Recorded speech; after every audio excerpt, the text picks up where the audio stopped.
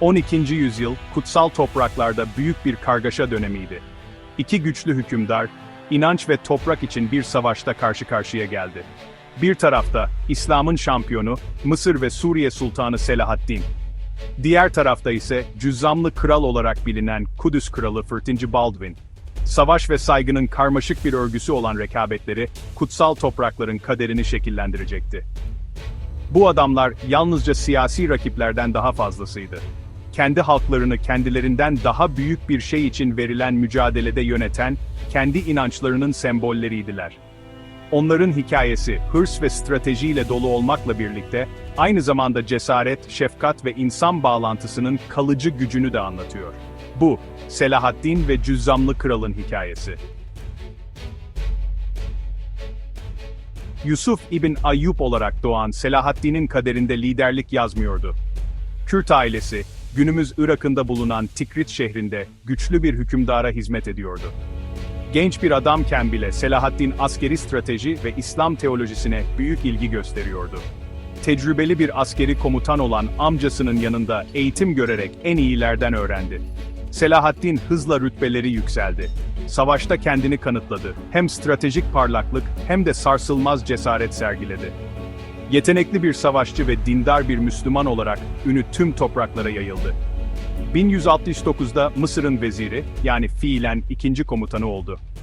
1171'de iktidarını pekiştirdi ve kendini sultan ilan ederek Eyyubi hanedanlığını kurdu. Ancak Selahaddin'i yalnızca kişisel hırsları yönlendirmiyordu. Nihai hedefi, Müslüman dünyasını birleştirmek ve İslam için kutsal bir şehir olan Kudüs'ü Hristiyan kontrolünden geri almaktı. Savaş alanının karşısında, Kudüs Kralı 2. Baldwin duruyordu.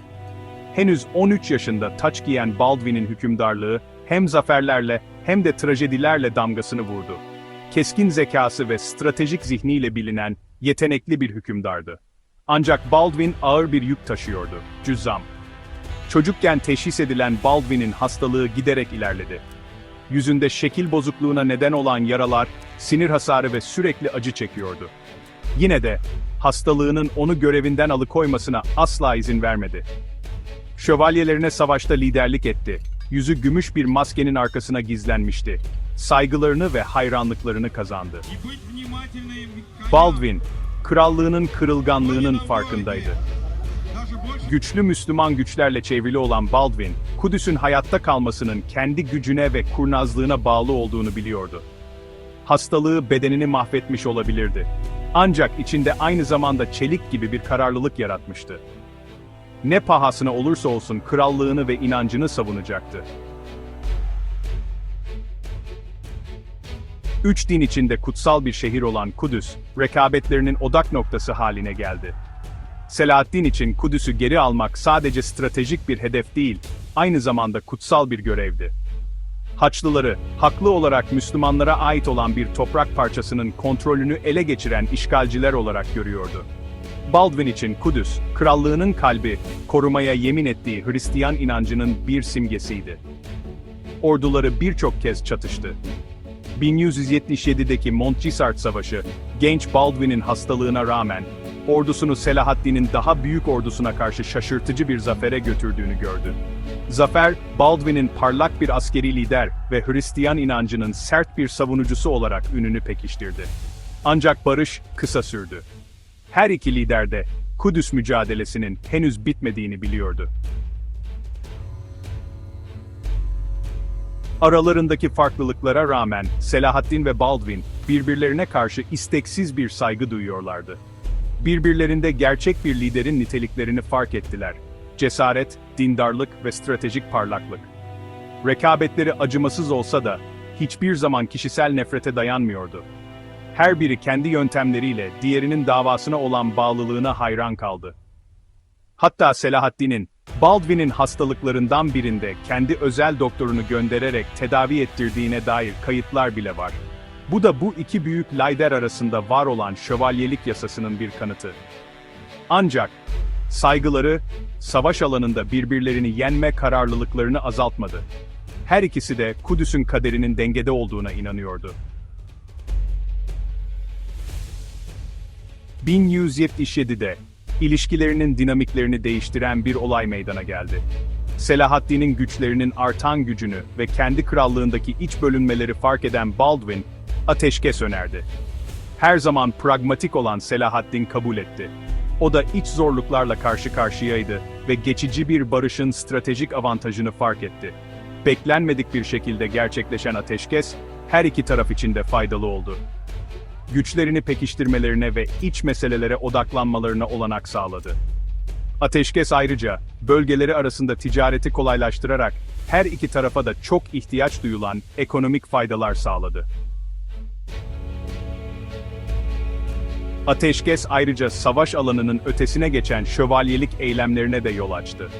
Selahaddin'in, Baldwin'in savaşa gidemeyecek kadar hasta olduğunu öğrenince, hasta kralın şifalı güçlere sahip olduğu söylenen bir kaynaktan su içmek için Müslüman topraklarına taşınmasına izin vermesiyle ilgili ünlü bir hikaye var. Hikayenin tarihsel doğruluğu tartışmalı olsa da, bu iki hasım arasında var olan saygı hakkında çok şey anlatıyor. Ancak, bu saygı ifadeleri, temeldeki farklılıklarını ortadan kaldırmadı. Her biri kendi inancının nihai zaferine bağlı kalarak, rakip olarak kaldılar. Ateşkes önemli olsa da, kutsal toprakların kontrolü için verdikleri daha büyük mücadelenin yalnızca geçici bir duraksamaydı. Cüzzamdan zayıf düşen 1. Baldwin, 1185 yılında henüz 24 yaşındayken öldü. Zorluklar karşısındaki cesareti ve liderliği, onu kendi zamanında bir efsane haline getirdi. Selahaddin, 10 yıl daha hüküm sürmeye devam etti, gücünü pekiştirdi ve sonunda 1187'de Kudüs'ü geri aldı. 1193'te öldü, tüm Müslüman dünyası tarafından büyük bir savaşçı ve dindar bir lider olarak saygı gördü. Her iki adam da geride karmaşık miraslar bıraktı. Dönemlerinin birer ürünüydüler. Halklarına dini coşkunun körüklediği acımasız bir çatışmada liderlik ettiler. Yine de aynı zamanda şefkat, saygı ve stratejik pragmatizm yeteneğine sahip karmaşık figürlerdi. Selahaddin ve Cüzzamlı Kral'ın hikayesi, yüzyıllar sonra bile bizi büyülemeye devam ediyor. Bize tarihin yalnızca olayların bir kaydı değil, aynı zamanda bireylerin yaşamlarından, hırslarından, inançlarından ve ilişkilerinden dokunmuş karmaşık bir goblen olduğunu hatırlatıyor. Hikayeleri çatışmaya dayanmasına rağmen, aynı zamanda bir umut ışığı da sunuyor. Dini bölünmelerin ve şiddetin damgasını vurduğu bir çağda, Selahaddin ve 1. Baldwin arasındaki karşılıklı saygı, çatışmanın ortasında bile, insan bağlantısının ve anlayışının var olabileceğinin güçlü bir hatırlatıcısı olarak hizmet ediyor.